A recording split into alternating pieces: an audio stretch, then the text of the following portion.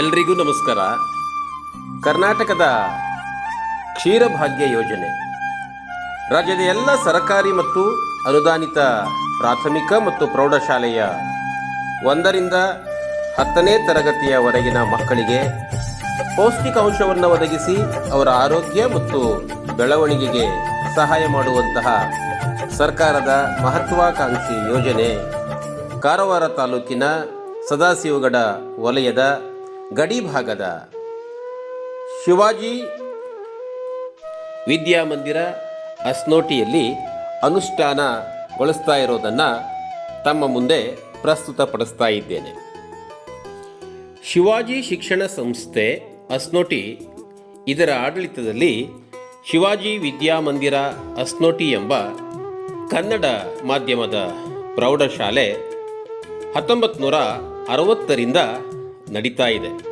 ಮುಂಜಾನೆ ಸರಿಯಾಗಿ 8:30ಕ್ಕೆ ವಿದ್ಯಾರ್ಥಿಗಳು ಶಾಲೆಗೆ ಆಗಮಿಸುತ್ತಾರೆ. ಈ ಶಾಲೆಯ ಒಂದು ವಿಶೇಷತೆ ಏನು ಅಂದರೆ, ಅಮದಳ್ಳಿಯ ಪ್ರೇಮಾಶ್ರಮ ಚಾರಿಟೇಬಲ್ ಟ್ರಸ್ಟ್ನವರು ನಡೆಸುವಂತಹ ಖಾಸಗಿ ವಿದ್ಯಾರ್ಥಿ ನಿಲಯದಿಂದ ಕಾರವಾರದ ಗಡಿ ಭಾಗದ ತಾಲೂಕಾದ ಜೊಯ್ಡಾ, ಕುಂಬಾರವಾಡ, ಅಣಶಿ, ಹಳಿಯಾಳ ಮುಂತಾದ ಊರುಗಳಿಂದ ವಿದ್ಯಾರ್ಥಿನಿಯರು ಈ ವಸತಿ ನಿಲಯದಲ್ಲಿ ವಾಸ್ತವ್ಯವನ್ನು ಪಡೆದು ವಸತಿ ನಿಲಯದಿಂದ ಶಾಲೆಗೆ ಆಗಮಿಸುತ್ತಾರೆ. ವಸತಿ ನಿಲಯದಲ್ಲಿ ಪ್ರತ್ಯೇಕ ಮಹಿಳಾ ವಾರ್ಡನ್ ಗೌರಿ ದೇಸಾಯಿ ಇವರು ವಿದ್ಯಾರ್ಥಿಗಳ ಕಾಳಜಿಯನ್ನು ವಹಿಸುತ್ತಾರೆ. ಸರಿಯಾಗಿ 8:45ಕ್ಕೆ ಶಾಲೆಯಲ್ಲಿ ಪ್ರಾರ್ಥನೆ ಪ್ರಾರಂಭವಾಗುತ್ತದೆ. ವಿದ್ಯಾರ್ಥಿಗಳು ತುಂಬ ಶಿಸ್ತಿನಿಂದ ಪ್ರಾರ್ಥನೆಯಲ್ಲಿ ಭಾಗವಹಿಸುತ್ತಾರೆ. ಪ್ರಾರ್ಥನೆಯ ನಂತರ ವಿದ್ಯಾರ್ಥಿಗಳು ಹಾಲು ಕುಡಿಯಲು ಸಿದ್ಧರಾಗುತ್ತಾರೆ. ಒಂದು ಕಡೆ ಪ್ರಾರ್ಥನೆ ನಡೆಯುತ್ತಿದ್ದರೆ ಇನ್ನೊಂದು ಕಡೆ ಅಡುಗೆಯ ಸಿಬ್ಬಂದಿಯವರು ಮುಂಜಾನೆ ವಿದ್ಯಾರ್ಥಿಗಳಿಗೆ ವಿತರಿಸಲು ಬಿಸಿ ಬಿಸಿ ಹಾಲನ್ನು ಸಿದ್ಧಪಡಿಸುತ್ತಿರುತ್ತಾರೆ. ದೂರದಿಂದ ನಡೆದುಕೊಂಡು ಶಾಲೆಗೆ ಬರುವ ಈ ವಿದ್ಯಾರ್ಥಿಗಳಿಗೆ ಹಾಲು ಅಮೃತದಂತೆ ಭಾಸವಾಗುತ್ತದೆ. 8:30ಕ್ಕೆ ಶಾಲೆಗೆ ಬಂದ ಅಡುಗೆಯವರು ಅಡುಗೆ ಕೋಣೆಯನ್ನು ಚೆನ್ನಾಗಿ ಒರೆಸಿ ಸ್ವಚ್ಛಗೊಳಿಸುತ್ತಾರೆ. ನಂತರ ವಿದ್ಯಾರ್ಥಿಗಳ ಸಂಖ್ಯೆಗೆ ಅನುಗುಣವಾಗಿ ಹಾಲಿನ ಪುಡಿ ಮತ್ತು ಸಕ್ಕರೆಯನ್ನು ತೆಗೆದು ಮೊದಲು ಬಂದ ಹಾಲಿನ ಪುಡಿಯನ್ನು ಮೊದಲು ಬಳಸುತ್ತಾರೆ. ಬಳಸುವಾಗ ಹಾಲಿನ ಪುಡಿಯ ಎಕ್ಸ್ಪೈರಿ ದಿನಾಂಕವನ್ನು ಕಡ್ಡಾಯವಾಗಿ ನೋಡಿ ಹಾಲಿಗಾಗಿ ನೀರನ್ನು ಬಿಸಿ ಮಾಡುತ್ತಾರೆ.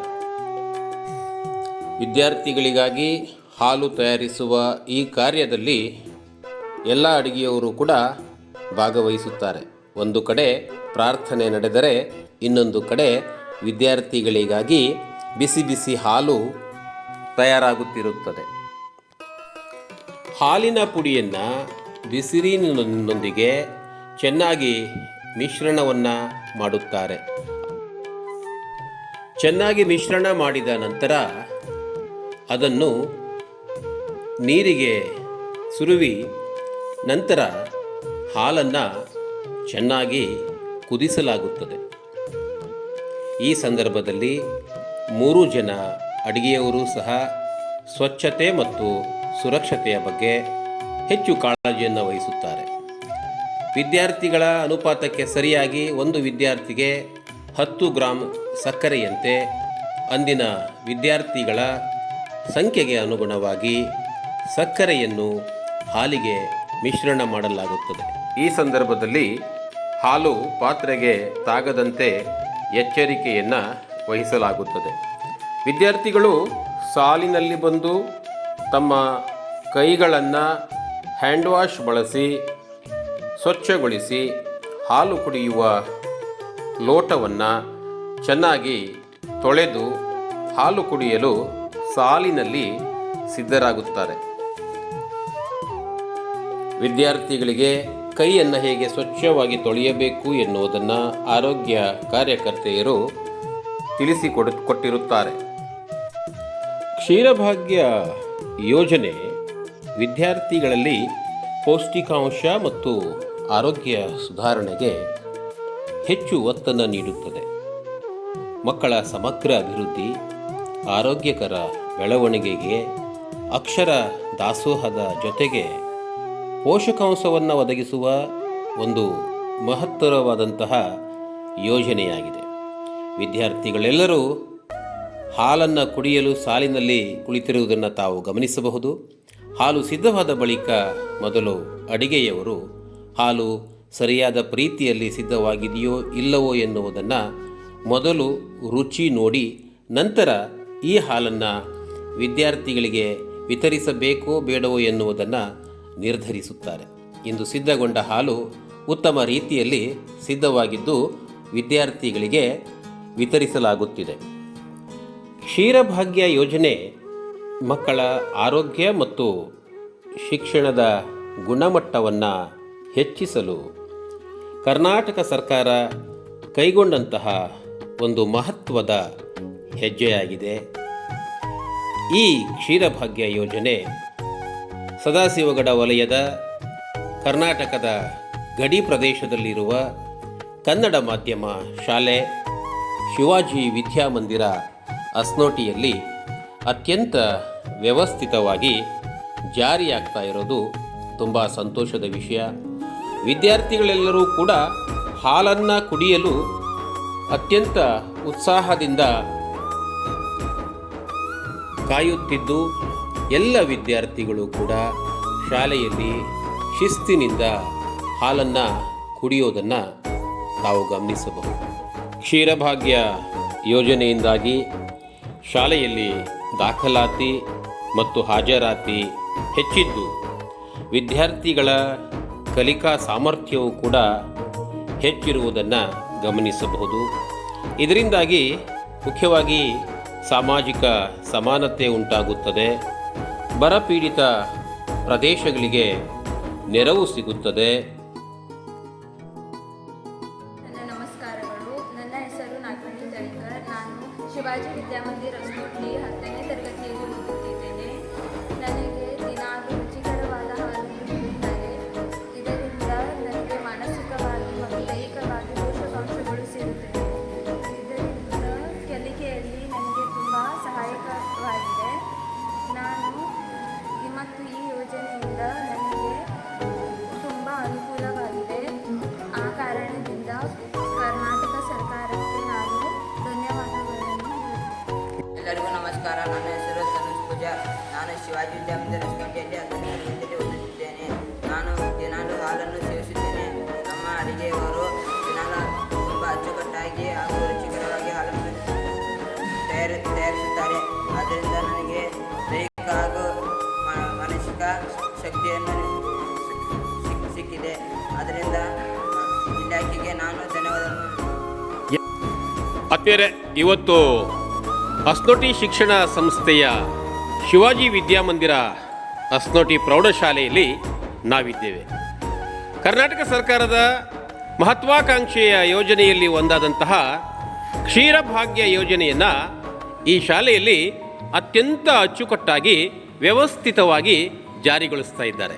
ಈ ಯೋಜನೆಯನ್ನು ಇಷ್ಟು ಉತ್ತಮ ಮಟ್ಟದಲ್ಲಿ ಜಾರಿಗೊಳಿಸಬೇಕಾದ್ರೆ ಇಲ್ಲಿಯ ಶಿಕ್ಷಕರ ಪಾತ್ರ ಮಹತ್ತರವಾದದ್ದು. ಆ ಶಿಕ್ಷಕರನ್ನು ಒಮ್ಮೆ ಮಾತಾಡಿಸೋಣ. ಸರ್, ಎಲ್ರಿಗೂ ನಮಸ್ಕಾರ. ನಿಮ್ಮ ಶಾಲೆಯ ಕ್ಷೀರಭಾಗ್ಯ ಯೋಜನೆಯನ್ನು ಇಲ್ಲಿಯವರೆಗೆ ನಾವು ವೀಕ್ಷಣೆ ಮಾಡಿದ್ವಿ. ಈ ಯೋಜನೆ ಬಗ್ಗೆ, ಈ ಯೋಜನೆಯ ನೋಡಲ್ ಶಿಕ್ಷಕರು ಏನಾದರೂ ಹೇಳಲಿಕ್ಕೆ ಇಷ್ಟಪಡ್ತೀರಾ ಸರ್? ಶಿವಾಜಿ ವಿದ್ಯಾಮಂದಿರ ದೈಹಿಕ ಶಿಕ್ಷಕ. ಇಲಾಖಾ ನಿಯಮಾನುಸಾರ ಶಾಲೆಯಲ್ಲಿ ಕ್ಷೀರಭಾಗ್ಯ ಯೋಜನೆಯನ್ನು ಅನುಷ್ಠಾನಗೊಳಿಸುತ್ತಿದ್ದೇನೆ. ಸ್ವಚ್ಛತೆಯಿಂದ ಮತ್ತು ಸುರಕ್ಷತೆಯ ದೃಷ್ಟಿಯಿಂದ ಉತ್ತಮವಾಗಿ ಹಾಲನ್ನು ಕೊಡುವುದರಲ್ಲಿ ವ್ಯವಸ್ಥೆಯನ್ನು ಮಾಡುತ್ತಿದ್ದೇವೆ. ಆತ್ಮೀಯರೇ, ಇದೇ ಶಾಲೆಯ ಇನ್ನೊಬ್ಬ ಶಿಕ್ಷಕಿ ಶ್ರೀಮತಿ ರೂಪಾಲಿ ಸಾವಂತ್ರವರನ್ನು ಮಾತಾಡಿಸೋಣ. ಮೇಡಮ್ ನಮಸ್ಕಾರ. ನಮಸ್ಕಾರ ಸರ್. ಹೇಳಿ ಮೇಡಮ್, ನಿಮ್ಮ ಶಾಲೆಯಲ್ಲಿ ಕ್ಷೀರಭಾಗ್ಯ ಯೋಜನೆಯನ್ನು ವ್ಯವಸ್ಥಿತವಾಗಿ ಜಾರಿಗೊಳಿಸೋದನ್ನು ನಾನು ನೋಡಿದೆ. ಈ ಯೋಜನೆ ಬಗ್ಗೆ ನೀವು ಏನು ಹೇಳಲಿಕ್ಕೆ ಇಷ್ಟಪಡ್ತೀರಾ? ಸರ್, ನಮ್ಮ ಶಾಲೆಯಲ್ಲಿ ಒಟ್ಟು 125 ಮಕ್ಕಳು ಇಲ್ಲಿ ವ್ಯಾಸಂಗ ಮಾಡ್ತಾ ಇದ್ದಾರೆ.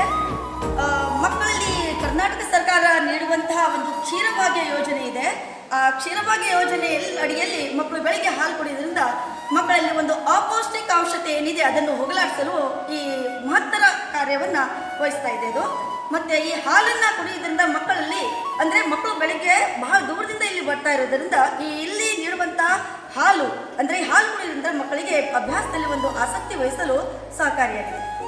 ಆತ್ಮೀಯರೇ, ಇಲ್ಲಿಯವರೆಗೆ ಶಿವಾಜಿ ವಿದ್ಯಾಮಂದಿರ ಹಸ್ನೋಟಿಯಲ್ಲಿ ಕ್ಷೀರಭಾಗ್ಯ ಯೋಜನೆಯನ್ನು ಅತ್ಯಂತ ವ್ಯವಸ್ಥಿತವಾಗಿ ಜಾರಿಗೊಳಿಸಿದ್ದನ್ನು ನೀವೆಲ್ಲರೂ ವೀಕ್ಷಿಸಿದ್ರಿ. ಈ ಯೋಜನೆಯ ಹಿಂದಿನ ರೂವಾರಿ ಅಂದರೆ ಈ ಶಾಲೆಯ ಮುಖ್ಯ ಶಿಕ್ಷಕರಾದಂತಹ ಶ್ರೀಯುತ ಗಣೇಶ್ ಬೀಷ್ಟಣ್ಣವರು. ಅವರನ್ನು ಈ ಯೋಜನೆಯ ಬಗ್ಗೆ ಮಾತಾಡಿಸೋಣ. ಸರ್, ನಮಸ್ಕಾರ ಸರ್. ನಮಸ್ತೆ. ನಿಮ್ಮ ಶಾಲೆಯಲ್ಲಿ ಕ್ಷೀರಭಾಗ್ಯ ಯೋಜನೆಯನ್ನು ಅತ್ಯಂತ ವ್ಯವಸ್ಥಿತವಾಗಿ ಜಾರಿಗೊಳಿಸಿದ್ದನ್ನು ನಾವು ನೋಡಿದ್ವಿ. ಈ ಯೋಜನೆ ಬಗ್ಗೆ ನೀವು ಏನು ಹೇಳಲಿಕ್ಕೆ ಇಷ್ಟಪಡ್ತೀರಾ ಸರ್? ನಮಸ್ಕಾರ ಸರ್. ಈ ಕರ್ನಾಟಕ ಸರ್ಕಾರ ಜಾರಿಗೊಳಿಸಿರ್ತಕ್ಕಂಥ ಕ್ಷೀರಭಾಗ್ಯ ಯೋಜನೆ ಮೋಸ್ಟ್ ಪ್ರಾಬಬ್ಲಿ ನಮ್ಮ ಶಾಲೆ ಒಂದು ರೀತಿ ಅಪತ್ ಬಾಂಧವ್ಯ ಇದ್ದಂತೆ. ಯಾಕಂದರೆ ಗಡಿ ಭಾಗದಲ್ಲಿರ್ತಕ್ಕಂಥ ಅನುದಾನಿತ ಶಾಲೆ ಶಿವಾಜಿ ವಿದ್ಯಾಮಂದಿರ ಹಸ್ನೋಟಿ. ಮತ್ತು ಸರ್, ಈ ಶಾಲೆಯ ಒಂದು ವಿಶೇಷತೆ ಏನಂತಂದರೆ ಶಾಲೆಯಲ್ಲಿ 125 ಮಕ್ಕಳೇನು ಕಲಿತಾ ಇದ್ದಾರೆ, ಅದರಲ್ಲಿ ಸುಮಾರು 65ಕ್ಕಿಂತ ಹೆಚ್ಚಿಗೆ ಮಕ್ಕಳು ಜೋಯಿಡಾ ಮತ್ತು ಬೇರೆ ಬೇರೆ ಜಿಲ್ಲೆಯ ಮಕ್ಕಳಲ್ಲಿ ಹಾಸ್ಟೆಲ್ನಲ್ಲಿ ವ್ಯಾಸಂಗ ಮಾಡ್ತಾ ಇದ್ದಾರೆ.